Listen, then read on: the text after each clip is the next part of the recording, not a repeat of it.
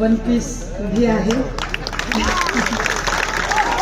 कारण काल ज्या पद्धतीची सभा संपन्न झाली होती आणि महाडमध्ये ज्या पद्धतीचा एक जोश आणि माहोल होता, त्यानंतर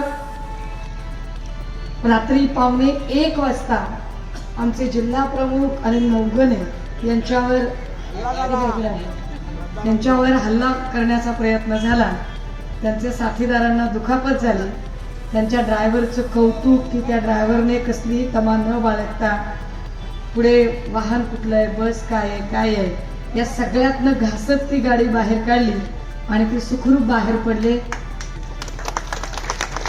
त्यामध्ये जबाबदार असणारे आमदार पुत्र विकास गोगावले आणि त्यांचे साथीदार यांच्यावर 307चा गुन्हा दाखलही झाला. सकाळी झोपेतनं उठल्यावर हे सगळं वाचून मला 7-7:30ला असं वाटत होतं की आपल्या सुरक्षेचं काय, एवढं सगळं चालू आहे आणि खाली साधी पोलिसांची गाडी नाहीये, सुरक्षितता नाहीये. आणि तोच विचार करत करत पण म्हटलं कार्यकर्त्यांना नको त्रास द्यायला, मी एक सिंगल गाडी घेतली, ड्रायव्हर घेतलं सोबत आणि हेलिपॅडकडे निघाली.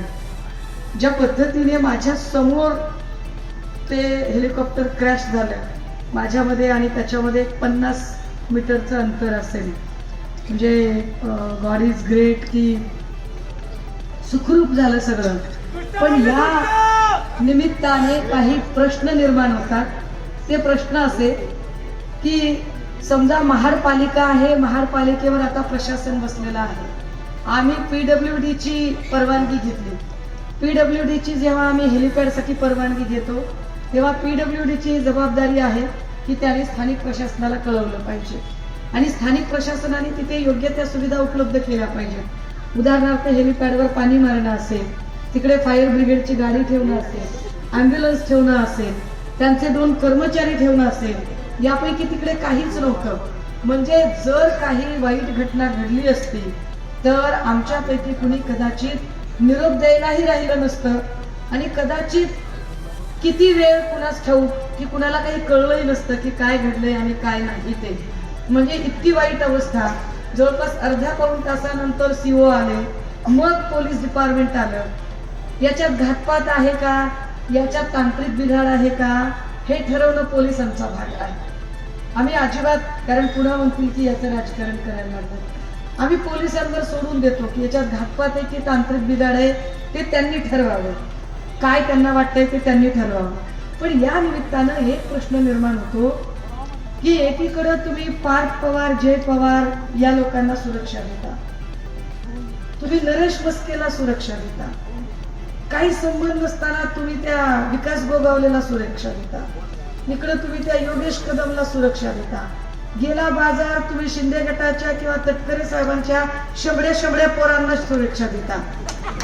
हा, एवढ्या सगळ्या तुम्ही 100 लोकांना सुरक्षा देता, तुम्हाला आमच्या सुरक्षेबद्दल काहीच गांभीर्य वाटत नाही का? आम्ही तुम्हाला काहीच, म्हणजे आमचा जीव कसपटा समान वाटतो का? या सुरक्षा आम्हाला द्याव्यात असं पोलीस प्रशासनाला आणि या राज्याच्या प्रशासनाला वाटत नाही का? माझी विनंती असेल, कृपया या विद्वत सभेमध्ये जो काही IBचा कॅमेरा असेल, जो काही आचारसंहितेचा कॅमेरा असेल, जो काही पोलीस डिपार्टमेंटचा कॅमेरा असेल, या सगळ्यांनी कृपया ही गोष्ट कोट करावी की आमच्या सुरक्षेचं काय. जर आमच्या जीवाचं काहीही बरं वाईट झालं, आम्हाला खर्चटलं जरी आणि ओरखडा जरी उडाला तरी त्याची सगळी जबाबदारी ही शिंदे, फडणवीस, पवार या लोकांवर आणि यांच्या कार्यकर्त्यांवरती असेल असं माहिती. टाइम्स डिजिटलला लाईक करा, सबस्क्राईब करा, शेअर करा आणि बेल आयकॉन दाबायला विसरू नका. पाहत राहा टाइम्स डिजिटल.